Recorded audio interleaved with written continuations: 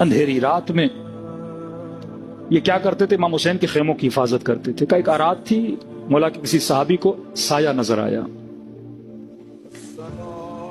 اس نے سوچا شاید لشکر یزید میں سے کسی نے اٹیک نہ کیا ہو. کہتا ہے میں نے سائے کا پیچھا کیا، آگے بڑھا تو کوئی اور نہیں، میرا آقا میرا مولا امام حسین تھے. آگے بڑھا تو مولا کی آواز ہے میرا پیچھا کر رہے ہو؟ کہ نہیں مولا آپ کی حفاظت میں آیا ہوں. کہتے امام نے اشارہ کیا آگے آؤ. آگے بڑھا. اب عبداللہ نے میرے ہاتھ کو تھاما، جس طرح ایک دوست دوسرے دوست کے ہاتھ کو تھامتا ہے، اور اسی طرح چہل قدمی کرنے لگے. اس رات میں چاند چمک رہا تھا اور اپنی پوری روشنی سرزمین کربلا پہ ڈالی ہوئی تھی. امام نے مجھے کہا سامنے وہ دو پہاڑیاں نظر آ رہی ہیں. جی میرے مولا. پر میں حسین کہہ رہا ہوں اس پہاڑی کے پیچھے ایک بھی یزید کا سپاہی نہیں ہے. میں ابھی بھی بیعت اٹھا رہا ہوں. یہ واقعہ ہے چراغ وراغ بجھانے کے بعد. تو جوان ہے، تیرے بچے ہیں، اب بھی جانا چاہتے ہو تو چلے جاؤ، پہاڑی کے پیچھے کوئی سپاہی نہیں، اور میں کسی کو نہیں بتاؤں گا. اب مولا آزما بھی رہے بار بار نا، تو اس کی آنکھوں میں آنسو آگے. مولا کیسی باتیں کر رہے ہیں، میں اور آپ کو چھوڑ کے چلا جاؤں؟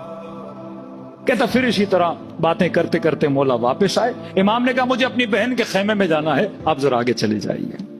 میں نے کہا جی مولا. میں چلا گیا حبیب کے خیمے کی طرف. مولا جیسے خیمے میں گئے تو مجھے سیدہ زینب کی ایک آواز سنائی دی کہ جیسے بھائی سے ملی. پہلا جملہ یہ کہا کہ مولا حسین کیا آپ کو اپنے اصحاب پہ بھروسہ ہے؟ ایسا تو نہیں کل یہ آپ کو چھوڑ کے چلے جائیں؟ امام نے فرمایا بہن زینب گھبرانے کی ضرورت نہیں، اللہ نے جیسے اصحاب مجھے دیے کسی کو نہیں دیے. اس نے یہ بات سن لی، سیدھا گیا حبیب کے خیمے میں. حبیب نے دیکھا چہرہ مرجھایا ہوا، آنکھوں میں آنسو بھرے ہوئے. کہا کیوں رو رہے ہو، کیا ہوا؟ کہا حبیب زہرا کی بیٹی کو ابھی بھی ہم پہ بھروسہ نہیں ہے. کہا کیا کہہ رہے ہو؟ کہا بھائی کو کہہ رہی تھی کہ حسین کہیں کل تجھے چھوڑ کے تو نہیں چلے جائیں گے. جناب حبیب نے آواز دی زہیر، جون، بریر، سارے جمع ہو جاؤ. حضرت عباس نے کہا حبیب ابن مظاہر کیا؟ کہا مولا یہ بنو ہاشم کا معاملہ نہیں، ہم اصحاب کا معاملہ ہے. آپ سے اتنی اجازت ہے، ہم سیدہ زینب کے خیمے کے سامنے جا کے کچھ تجدید عہد کرنا چاہتے ہیں تاکہ اس بی بی کے دل کو اطمینان ملے.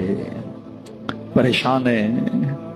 عباس نے کہا ایسی کوئی کمولا، بس ہمیں اجازت دیں. کہتے سارے اصحاب حسین خیمے سیدہ زینب کے سامنے آ گئے، گھٹنوں پہ بیٹھے اور کہا کہ زہرا کی بیٹی، آقا حسین کی بہن، ہم گواہی دے رہے ہیں کہ جب تک ہم اصحاب زندہ ہیں حسین کے بدن پر آنچ بھی آنے نہیں دیں گے. عزم و ارادہ میرے عزیز، کیا وفا کی انہوں نے. سعید نے 17 تیر بدن پہ کھائے، ایک تیر امام حسین کو لگنے نہیں دیا. تبھی چھٹے امام فرماتے اگر ایسے 22 بھی میرے پاس ہوتے میں کب کا قیام کر دیتا. آپ وہ نسل ہو جس نے امام زمانہ کا سپاہی بننا ہے. بڑے مظلوم ہیں آپ کے آقا عبداللہ الحسین، بڑے مظلوم ہیں، لیکن بڑے خوش نصیب تھے حسین کے صحابی. حبیب تو چلا گیا، تو نے حسین کی غربت کو دیکھا نہیں. بریر تو چلا گیا، تو نے حسین کا رونا دیکھا نہیں. جناب جون آپ چلے گئے، لیکن عباس کے لاشے پہ حسین کے چیخنے کی آوازیں آپ نے سنی نہیں.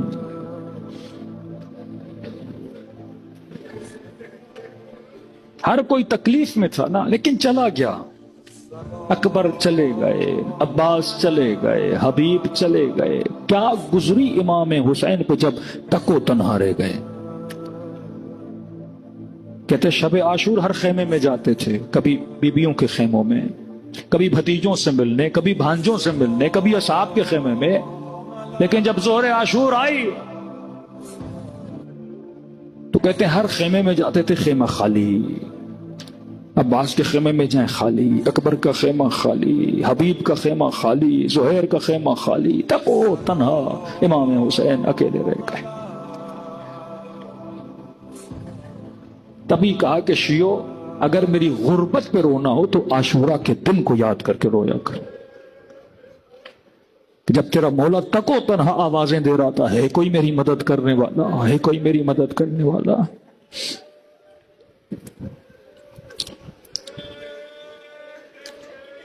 تبھی چوتھے ماہ فرماتے کثرت سے میرے بابا کو سلام کر۔ کہ مولا اتنی تاکید کیوں ہے؟ کہ کیونکہ عاشورہ کے دن میرا بابا ترس گیا تھا، کوئی آئے میرے بابا کو سلام کرے۔ جب تو سلام کرتا ہے میرے بابا کے کلیجے کو ٹھنڈک ملتی ہے۔